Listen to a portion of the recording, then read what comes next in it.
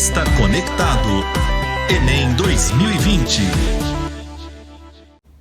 Olá pessoal, tudo bem com vocês? O meu nome é Tomás, eu sou professor de produção textual no ensino médio e coordenador da área de linguagens no Colégio Marista de Varginha, em Minas Gerais. É com uma alegria imensa que eu estou aqui hoje para participar desse programa incrível que é o Marista Conectado e, claro, conversar com vocês a respeito da redação.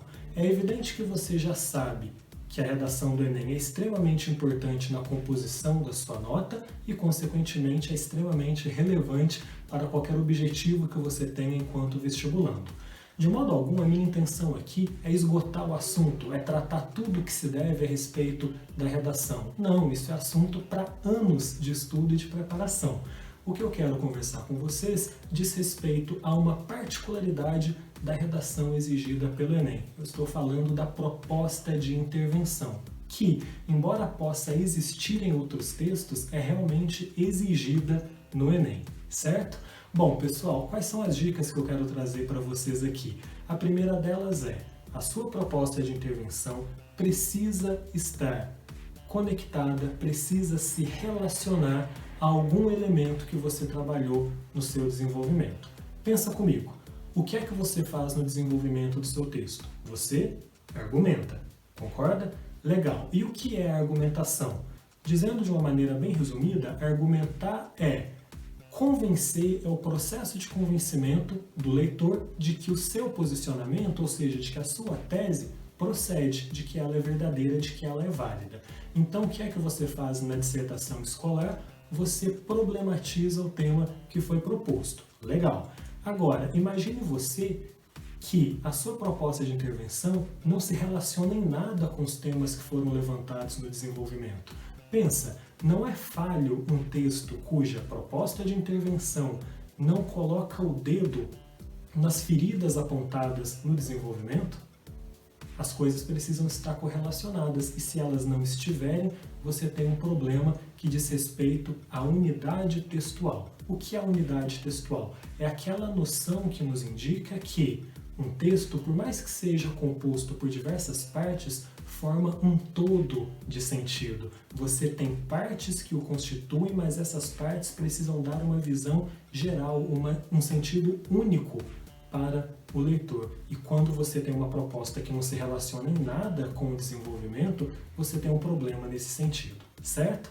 Segunda questão. Como você já sabe, uma proposta de intervenção deve ter agente, ação, modo e efeito.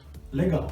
Agora, o que eu quero te informar, ou no mínimo te relembrar, é que seria muito desejável que um desses elementos fosse mais detalhado, que um desses elementos contivesse alguma informação adicional para mostrar o quanto a sua proposta é específica. Então veja só, embora existam várias formas de se detalhar um elemento da proposta de intervenção, eu quero mencionar dois. O primeiro deles é a exemplificação. Poxa vida, se eu vou citar, por exemplo, como agente da minha ação o governo federal, eu poderia pensar em um exemplo de agente que já faz algo parecido. Existe o governo federal de algum país, por exemplo, que já faz algo no sentido do que eu estou propondo?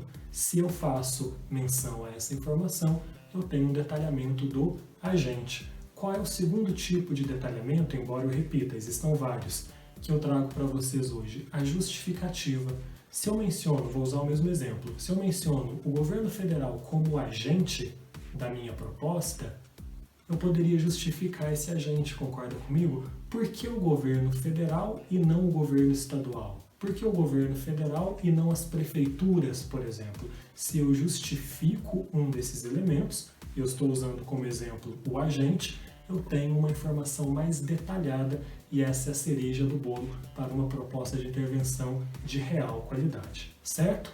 Tomás, tem mais dicas sobre a proposta de intervenção? Sim, eu tenho e vou dá-las agora. Atenção, evite usar verbos no gerúndio na proposta de intervenção. Essa forma verbal não é proibida, ela é aceita na norma culta e você pode utilizá-la, mas existe um problema no que tange a proposta de intervenção. Quando você usa um verbo no gerúndio, ou seja, aquelas formas nominais do verbo terminadas em NDO, você corre o risco de impedir o corretor de identificar se o que vem depois do verbo do gerúndio é modo ou é efeito. Ele fica confuso e com isso você pode ter desconto na nota porque você tinha a obrigação de evidenciar o que é modo e o que é efeito e você não fez isso. O verbo no gerúndio, nesse caso, gera esse tipo de problema. Tudo bem? Bom, a última informação, a última dica que eu quero trazer para vocês é o fato de que alguns elementos da sua proposta de intervenção podem ser muito vagos, podem ser muito abstratos e você deve evitar esse tipo de coisa. Por exemplo, na hora de fazer a ação da sua proposta, se você mencionar, digamos, a conscientização, certo? O governo federal deve conscientizar as pessoas. Isso é muito abstrato, por quê? Porque a conscientização contém diversas formas de materialização, ela pode se materializar de diversos modos. Portanto, procure sempre elementos que seja possível visualizar, procure elementos que sejam concretos para a sua proposta de intervenção. Tudo bem? Eu espero sinceramente ter ajudado vocês e desejo todo o sucesso do mundo para vocês nessa caminhada. Um grande abraço e tchau, tchau!